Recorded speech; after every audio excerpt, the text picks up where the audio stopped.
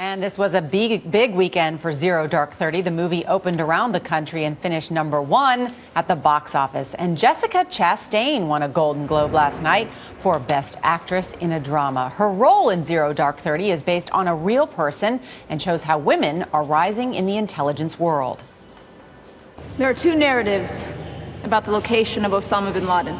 She is the CIA agent at the center of the decade-long manhunt for the world's most wanted terrorist. The second narrative is that he's living in a city. Living in a city with multiple points of egress and entry.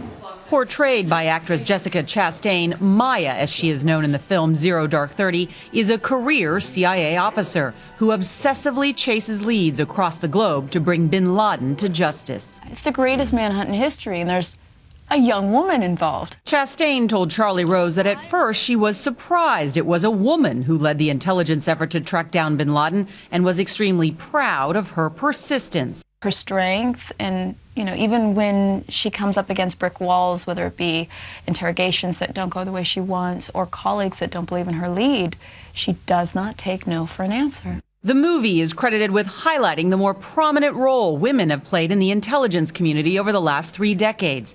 According to this report, women make up 13% of the senior intelligence service and between 21 and 29% of key agencies responsible for national security and foreign policy. Right now, the head analyst in the CIA is a woman.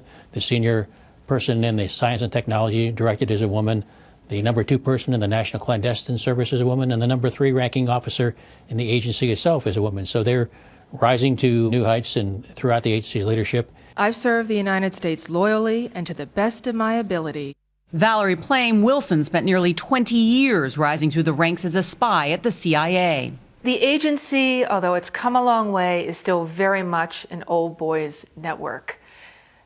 There were many meetings where I was the only female sitting at the table. Promise to tell the truth and nothing but the truth. In 2003, her cover was blown by members of the Bush administration, thrusting her into the spotlight and ending her career. I hate to generalize, but I do think in many cases women do make better operations officers because of those traits of being able to listen and being more nurturing, perhaps, in some cases where that is useful. For 27 years, Jonna Mendez was also undercover, instructing and managing the CIA's foreign assets all over the world. In 1988, she became chief of disguise at the agency. When I got there, it was like a bunch of men who were like my father and thought women really maybe should be at home.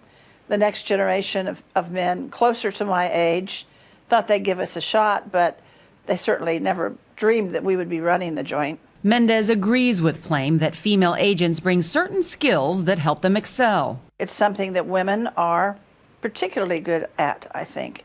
Taking a lot of small facts, putting them together, finding the patterns, finding the connections. She hopes Chastain's portrayal as the hard-headed, hard-charging Maya will motivate more women to join the secret ranks of the clandestine service and eventually shatter the CIA's glass ceiling. It is time to have a female CIA director, and I think we will see it in my lifetime. I think the female president of the United States, that I'll also see in my lifetime, may be the one who appoints the female director of CIA.